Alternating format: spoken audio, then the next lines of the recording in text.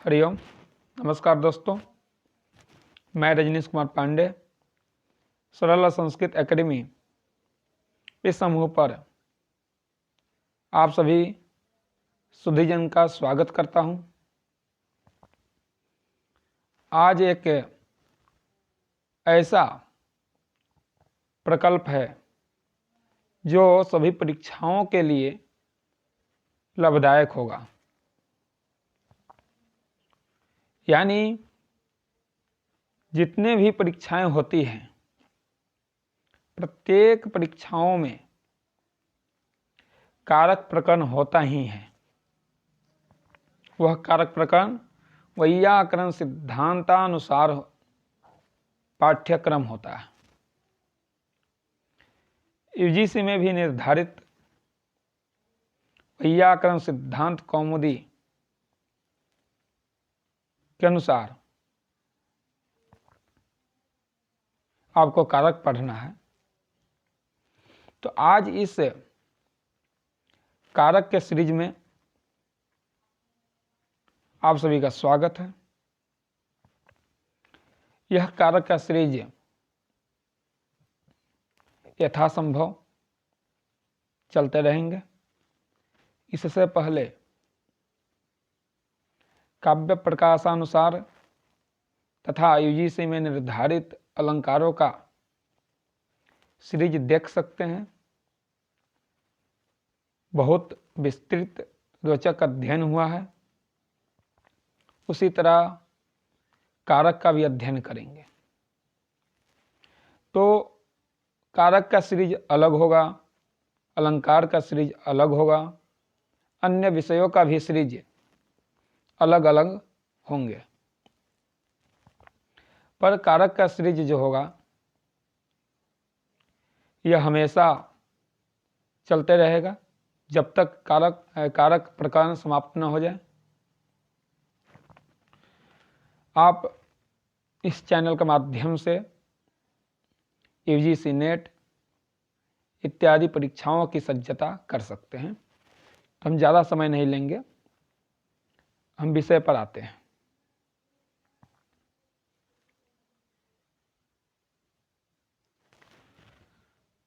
हमें जो कारक पढ़ना है यह वैयाकरण सिद्धांत के अनुसार पढ़ना है, जो भट्टोजी दीक्षित द्वारा लिखा गया है। अब आप कहेंगे कि यह कारक प्रकरण जो है यह लघु सिद्धांत में भी है। सत्य है, सही है कि लघु सिद्धांत में भी प्राप्त होते हैं, पर सभी सूत्र प्राप्त नहीं होते हैं। वैयाकरण सिद्धांत कौमुदी में कारक के सभी सूत्र प्राप्त होते हैं और वैयाकरण सिद्धांत कौमुदी के अनुसार ही आपको कारक प्रत्येक परीक्षाओं में पढ़ना है। तो आज के सीरीज में, आज के श्रृंखला में प्रथमा विभक्ति होगी, क्रमशः द्वितीय तृतीय, ऐसे यह प्रकरण चलेगा। सर्वप्रथम अथ कारक प्रकरणम यहाँ है। अथ का यानी मतलब है, अथ यानी प्रारंभ। क्या प्रारंभ हो रहा है? कारक प्रकरणम। अब यहाँ से कारक प्रकरण प्रारंभ किया जा रहा है। अब कारक किसे कहते हैं? क्रियाजनकत्वम कारकत्वम। ये सभी जानते हैं, सामान्य नियम जो है यह सभी जानते हैं। अब सूत्र को देखते हैं। प्रातिपदिकार्थ लिंग परिमाण वचन मात्रे प्रथमा। प्रातिपदिकार्थ लिंग परिमाण वचन मात्रे प्रथमा। यह अष्टाध्यायी के दूसरे अध्याय के तीसरे पाद का 46वां सूत्र है। अब कहता है यह सूत्र कि प्रातिपदिकार्थ लिंग परिमाण वचन में प्रथमा विभक्ति होगी। अब यह सूत्र जो है यह विभक्ति वाला सूत्र है, यह कारक सूत्र नहीं है। यह विभक्ति प्रकरण का सूत्र है। अब कारक विभक्ति में अंतर होता है। क्या अंतर है? विभक्ति किसे कहते हैं, कारक किसे कहते हैं? विभक्ति का अर्थ है शब्द का धर्म है, विभक्ति जो है शब्द का धर्म है, कारक जो है अर्थ का धर्म है। यानी जैसे मैं पढ़ाता हूं तो अख्यातोपयोगी सूत्र से मैं अख्याता हुआ, आचार्य, अख्याता अर्थात आचार्य, पढ़ाने वाला, व्याख्याता। और यह सूत्र कहता है कि जो अख्याता है यानी व्याख्याता है, उसमें पंचमी विभक्ति होगा अपदाने पंचमी से। यानी अख्यातोपयोगी सूत्र से जो आख्याता है, व्याख्याता है, अब व्याख्याता से जो विनय पूर्वक नियम से जो विद्या ग्रहण करता है यानी छात्र, तो अपदाने सूत्र ने कहा कि जो आख्याता है, जो व्याख्याता है, ये आचार्य है, उसमें पंचमी विभक्ति होगी अपदाने पंचमी से। अपादाने पंचमी सूत्र से आख्याता यानी जो आचार्य है उसमें पंचमी विभक्ति होगी। तो यहाँ क्या जो आख्याता है, जो व्याख्याता है, क्या उनमें पंचमी विभक्ति होगी या उनसे शब्द में? जैसे मेरा रजनीश नाम है तो रजनीश शब्द में पंचमी विभक्ति होगी ना, मेरे में तो कहीं पंचमी विभक्ति नहीं होगी। तो शब्द का जो धर्म है वो विभक्ति है, जो अर्थ का धर्म है यानी मैं जो उपस्थित हो रहा हूं, जो मेरी संज्ञा हो रही है, वह कारक होता है। जो अख्याता है उसमें तो अपदाने पंचमी से पंचमी विभक्ति होगी, पर अख्याता के शब्द में होगी पंचमी विभक्ति, ना कि अख्याता के अर्थ में। तो यही थोड़ा अंतर है कि विभक्ति शब्द में होती है और कारक अर्थ में होता है। अब यहां सूत्र पढ़ाते हैं। मात्र जो शब्द है यह सभी में लगेंगे, प्रातिपदिकार्थ मात्रे, लिंग मात्रे, परिमाण मात्रे, वचन मात्रे, प्रथमा। यानी इन सभी के योग में प्रथमा विभक्ति होती है। तो इसलिए यह जो सूत्र है यह विभक्त्यर्थ सूत्र है, यानी विभक्ति के अर्थ में सूत्र है, न कि कारक के अर्थ में। अब थोड़ा वृत्ति जो है यह देखते हैं। नियतोपस्थितिकः प्रातिपदिकार्थः। नियतोपस्थितिकः प्रातिपदिकार्थः। नियत, नियत का यानी निश्चय, निश्चित। नियत शब्द का अर्थ होगा निश्चित यानी निश्चय। उपस्थितिकः, उपस्थिति, किसकी उपस्थिति? यानी प्रातिपदिकार्थ की उपस्थिति। जहां पर नियत रूप से प्रातिपदिकार्थ की उपस्थिति हो उसे प्रातिपदिकार्थ कहते हैं। नियत का मतलब होता है निश्चित। जहां पर निश्चित रूप से उपस्थित हो प्रातिपदिकार्थ, उसे प्रातिपदिकार्थ कहते हैं। यानी जैसे किसी ने कहा पुस्तक, अब किसी ने कहा पुस्तक, यह पुस्तक है। किसी ने कहा पुस्तक, तो पुस्तक शब्द से क्या होता है? पुस्तक एक अर्थ की प्राप्ति होती है कि इसका निश्चित है, इसलिए यह प्रातिपदिकार्थ है। ठीक। उसके बाद है मात्र शब्दस्य प्रत्येकम योगः। जो यहाँ मात्र शब्द का प्रयोग हुआ है यह प्रत्येकम योगः, सभी के साथ योग होंगे, यानी सभी के साथ लगेंगे। जैसे प्रातिपदिकार्थ मात्रे, लिंग मात्रे, परिमाण मात्रे, वचन मात्रे। यानी मात्र जो शब्द का प्रयोग हुआ है यहां पर मात्र सभी के साथ लगेंगे। उसके बाद प्रातिपदिकार्थ मात्रे, लिंग मात्राधिक्ये, परिमाण मात्रे संख्या मात्रे च प्रथमा स्यात्। यानी प्रातिपदिकार्थ के मात्र में, लिंग मात्राधिक्य में, परिमाण मात्र में, संख्या मात्र में प्रथमा विभक्ति होगी। यह समझ गए होंगे। उसका बाद उच्चैहि नीचैहि कृष्णः ज्ञानम। अब यहाँ जो प्रथम जो है, यहाँ प्रातिपदिकार्थ जो है, यहाँ चार चीज है। एक तो प्रातिपदिकार्थ है, दूसरा लिंग है, तीसरा परिमाण है, चौथा जो है वचन है, यानी वचन अर्थात संख्या। वचन का मतलब होता है संख्या। तो यहाँ चार चीज है। अब उदाहरण यहां से दे रहे हैं कि प्रातिपदिकार्थ का उदाहरण क्या है। उच्चैहि नीचैहि कृष्णः श्रीहि ज्ञानम।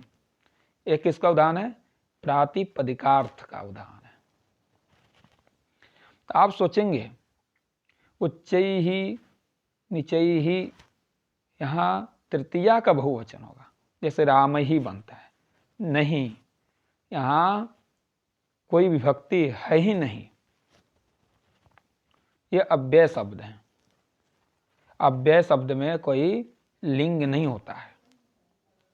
यहाँ जो उच्चैहि नीचैहि जो है, यहाँ कोई विभक्ति नहीं है, न कोई लिंग है, इसलिए अव्यय पद है।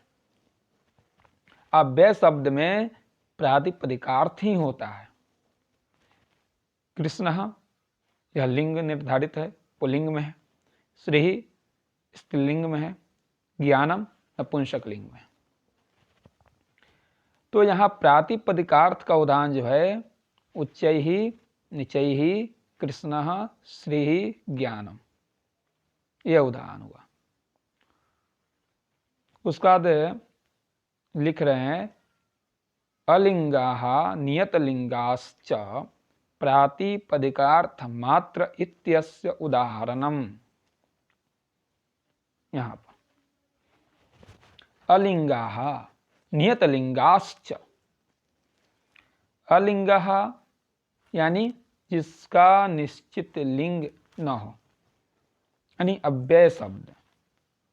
अव्यय शब्द में कोई लिंग होता ही नहीं, कोई विकार नहीं होता है, नहीं कोई परिवर्तन ही होता है, उसे अव्यय शब्द कहते हैं। जिसमें विकार न हो, जिसमें परिवर्तन न हो, ऐसे शब्द को अव्यय शब्द कहेंगे। और कैसे? नियत लिंगाश्च। नियत अर्थात निश्चित, निश्चय।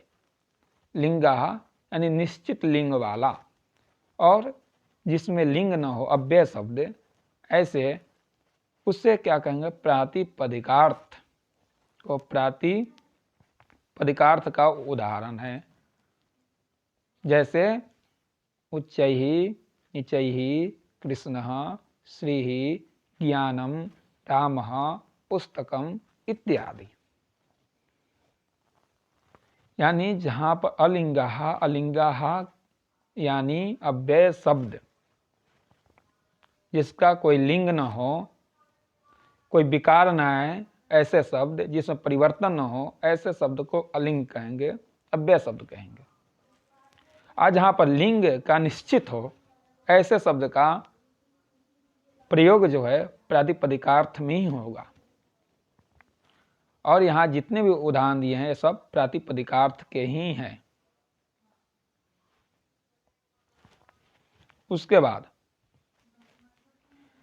नियतलिंगाः तु लिंग मात्राधिक्यस्य। अनियतलिंगाः, अनियतलिंगास्तु लिंग मात्राधिक्यस्य। अनियतलिंगाः,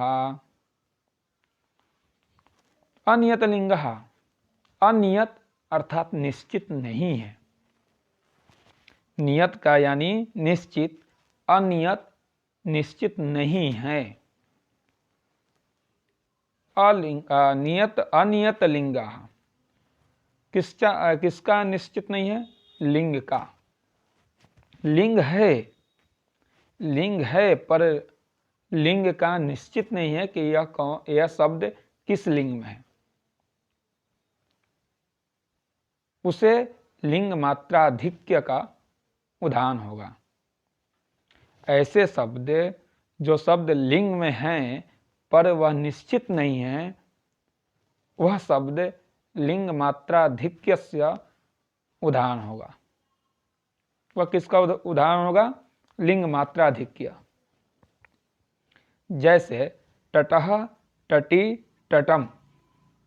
यहाँ पुल्लिंग भी है, स्त्रीलिंग भी है, नपुंसक लिंग भी है। यह निश्चित नहीं, लिंग तो है, पुल्लिंग, स्त्रीलिंग, नपुंसक लिंग, लिंग तो है पर निश्चित नहीं है। तो वह किसका उदाहरण होंगे? लिंग मात्र का उदाहरण होगा। उसके बाद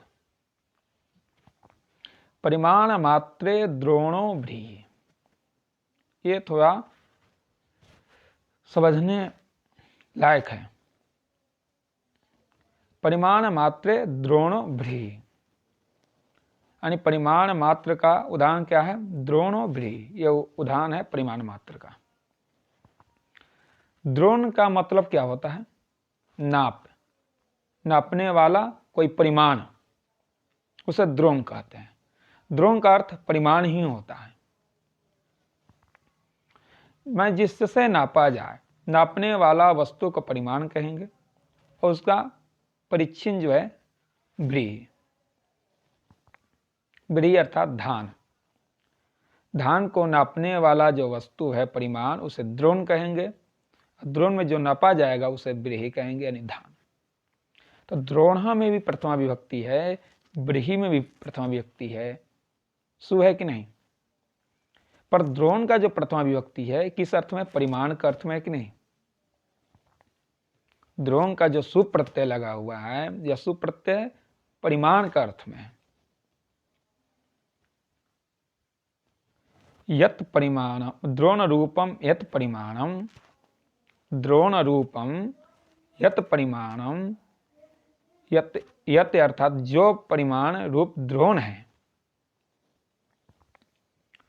जो परिमाण रूप नापने वाला जो रूप है वह द्रोण, तत्परिच्छिन्नो व्रीहि अर्थ, उसके परिच्छिन्न जो अर्थ होगा वो व्रीहि अर्थ होगा। यानी द्रोण के बराबर, परिच्छिन्न यानी बराबर। किसके बराबर?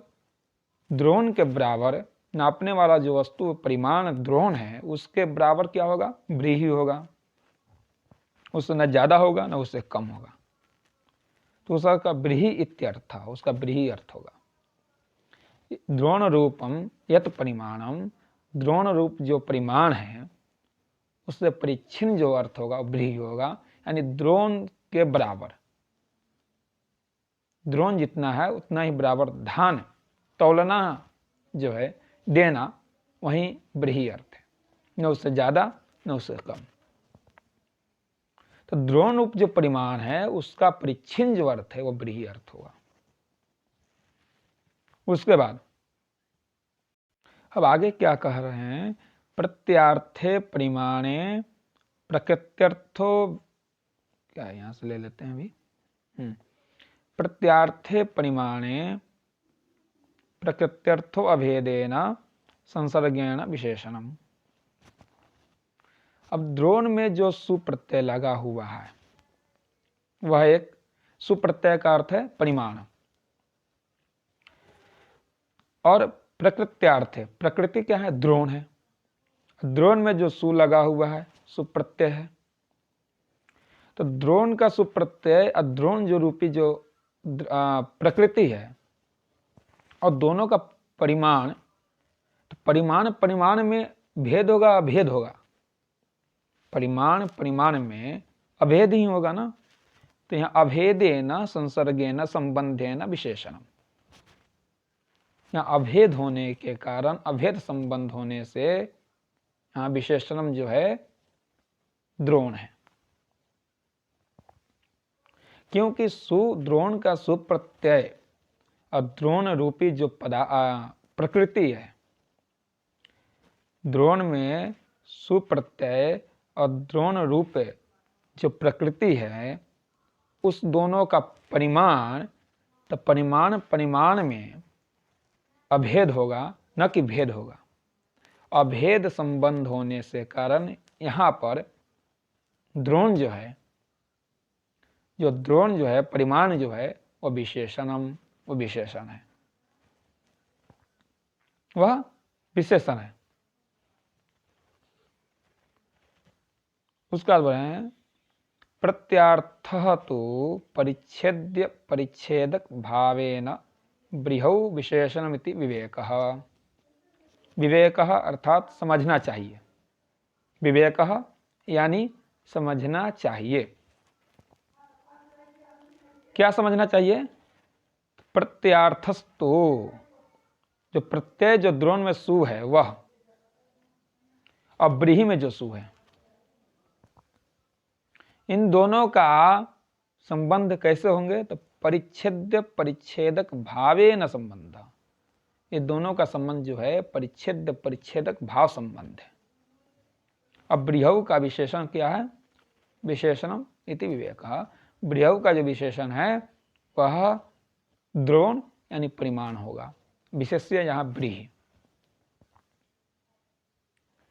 यहाँ विशेषण जो होगा, ब्रीहि का जो विशेषण है वह द्रोण है, द्रोण रूपी परिमाण है, और विशेष्य जो है ब्रीहि है। तो इन दोनों का संबंध का एक प्रश्न आ सकता है कि द्रोणो ब्रीहि इत्यत्र कः संबंधः? तो परिच्छेदक भाव संबंध। तो यहां संबंध है द्रोणो ब्रीहि, दोनों में जो संबंध है वह संबंध परिच्छेदक भाव संबंध है। ऐसा आपको समझना चाहिए, विवेक यानी समझना चाहिए।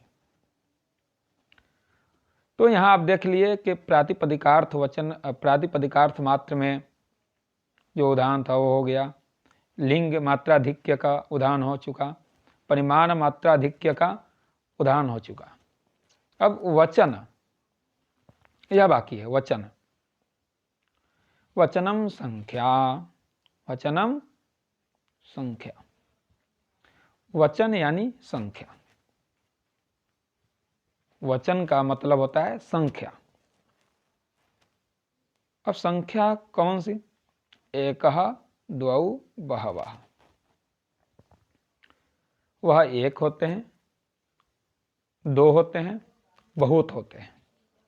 संख्या जो होते हैं वह एक भी होता है, दो भी होता है, और बहुत भी होता है। तो संख्या को ही वचन कहते हैं, वचन को ही संख्या कहते हैं। अब कुछ ऐसे वचन हैं जिसका लिंग निर्धारित है, निश्चित है, नियत है। जैसे एकम, एकः, एका, है कि नहीं? तो एकम जो है नपुंसक लिंग है, एका जो है स्त्रीलिंग है, एकः जो है पुल्लिंग है। तो यहां लिंग निर्धारित है, 1 से 4 तक जो है लिंग निर्धारित है। 5, 6, 7 इस सभी में बहुवचन का प्रयोग होता है। तो वचनम यहां अगर प्रातिपदिकार्थ मानते हैं, यहां बताओ, यह उक्तार्थत्वाद विभक्ते है अप्राप्त वचनम, जो उक्त प्रातिपदिकार्थ में है, यह अर्थ के मानने पर मानते तो एकः में सु और जस आ जाता, इसीलिए विभक्ते है अप्राप्त, यहाँ विभक्ति अप्राप्त होने के कारण एक आएगा तो सु आएगा। जहां दो का प्रयोग हुआ वहां औ आएगा, जहां बहुत का प्रयोग होगा वहां जस आएगा। तो यहां विभक्ति का अप्राप्त हो रहा है वचन में, इसलिए यहां यह उक्त अर्थत्वाद विभक्ते है अप्राप्त, विभक्ति की अप्राप्त होने का वचन जो है एक दो बहुवचन है। अगर उक्त होता तो यहां संख्या में एक जगह एकः कहने पर सु और जस जो विभक्ति जो प्रत्यय हैं ये सभी को प्राप्ति होगा। इसलिए यहाँ विभक्ति अप्राप्त होने के कारण एक है तो यहाँ सु आएगा, दो है तो औ आएगा, बहुवचन है तो बहुवचन आएगा। तो आप समझ गए होंगे इस प्रातिपदिकार्थ लिंग परिमाण वचन मात्र प्रथमा सूत्र का अर्थ। अब यहाँ थोड़ा सा विचार यह करते हैं कि प्रश्न कैसे बनेंगे। इससे संबंधित, इस सूत्र से संबंधित जो प्रश्न है, बहुत सारे प्रश्न आ सकते हैं, यानी 8-10 प्रश्न आपको मिल जाएंगे। इस सूत्र से संबंधित जब प्रश्न बनेगा तो 8, 9, 10 प्रश्न बन सकते हैं। जैसे नियतोपस्थितिकः कः, एक प्रश्न हो सकता है। नियतोपस्थितिकः कः, तो ऑप्शन में यह हो सकता है प्रातिपदिकार्थ, प्रत्ययार्थ, या 4 ऑप्शन कुछ भी हो सकते हैं। तो आपको ऑप्शन चुनना है क्या, प्रातिपदिकार्थ उपस्थितिकः। उसके बाद है प्रातिपदिकार्थ मात्रे का विभक्ति है, प्रथमा द्वितीया तृतीया, तो प्रथमा विभक्ति होगी। यह पूछ सकता है उच्च ही कस्य उदाहरणम, किसका उदाहरण है, तो प्रातिपदिकार्थ का है। नीचे ही कस्य उदाहरणम, प्रातिपदिकार्थ का है। तटः तटि तटम कस्य उदाहरणम, तो वहाँ ऑप्शन में देगा लिंग मात्राधिक्यस्य, प्रातिपदिकार्थस्य, परिमाणस्य, वचनस्य। तो आपको देना है लिंग मात्राधिक्यस्य उदाहरणम। परिमाण मात्रस्य उदाहरणम किमस्ति, तो द्रोणो व्रीहि होगा। तो आपको प्रश्न इससे बहुत सारे बन सकते हैं। ठीक, तो इससे, इस सूत्र से बहुत सारे प्रश्न बन सकते हैं। आपको एक एक शब्द का अर्थ मालूम हो गया होगा। अब इससे संबंधित प्रथमा विभक्ति का एक और सूत्र है जो आज इस प्रथम भाग में सिर्फ प्रथमा विभक्ति का ही अध्ययन करेंगे। फिर आगे आगे जैसे जैसे होगा उसे भाग बनाते, यानी भाग का जो नंबर है, प्रथम भाग, द्वितीय भाग, ऐसा मैं लिख दूंगा। दूसरा जो सूत्र है वो संबोधने च, संबोधने च, तो 12 कर देता हूं, संबोधने च। अब इससे पहले जो सूत्र था वह सूत्र की संख्या 2, 3, 46 था। इस सूत्र का देखिए 2, 3, 47, यानी दूसरे अध्याय के तीसरे पाद का 47वां नंबर यह सूत्र है, संबोधने च। यानी संबोधने च में प्रथमा विभक्ति होती है। विभक्ति कितने होते हैं, 7 विभक्तियां होती है। प्रथमा, द्वितीया, तृतीया, चतुर्थी, पंचमी, षष्ठी, सप्तमी। अब आप कहेंगे संबोधन एक है, अष्टमी होती है। नहीं, संबोधन में ही प्रथमा विभक्ति होती है। संबोधने च, च अर्थात अपि, भी। तो संबोधन में भी क्या प्रथमा विभक्ति होती है, संबोधन में भी प्रथमा विभक्ति होती है। यह प्रथमा स्यात्, यह संबोधने प्रथमा स्यात्, इस संबोधन में प्रथमा विभक्ति होती है। जैसे हे राम, हे राम, हे कृष्ण। तो यहां संबोधन के अर्थ में प्रथमा विभक्ति होगी। संबोधन यानी अभिमुखीकरण, कोई है उसको अपने तरफ दिखलवाना, अपने तरफ उसको इशारा करना, अभिमुखीकरण करना, तो अपने तरफ उसे संबोधन कहते हैं। जैसे हे राम, कोई बैठा हुआ है, कृष्ण जैसे बैठा हुआ है, तो उसको हम संबोधन कैसे कहेंगे, हे कृष्ण। राम बैठा हुआ है तो हे राम। तो अभिमुखीकरण होगा। जब वह देखेगा तो अभिमुखीकरण हुआ कि नहीं, वही अभिमुखीकरण जो है संबोधन है। इति प्रथमा, वहां प्रथमा विभक्ति होगी, संबोधन में प्रथमा विभक्ति होगी। कहां चला गया, यहां पर संबोधन में प्रथमा विभक्ति होगी। तो हे राम, हे कृष्ण इत्यादि उदाहरण बन सकते हैं। तो ऐसा यहां से प्रश्न नहीं होगा संबोधने संबोधने का विभक्ति ही, कौन सा विभक्ति का प्रयोग होता है संबोधन में, तो प्रथमा द्वितीय तृतीय ऑप्शन में होंगे, आपको चुनना है प्रथमा विभक्ति होती है संबोधन के अर्थ में। तो यहां तक इस प्रथम भाग में प्रथमा विभक्ति समाप्त हो गई। दूसरे भाग में द्वितीय विभक्ति जो कर्म कारक है वह अध्ययन होगा। अस्तु, धन्यवाद।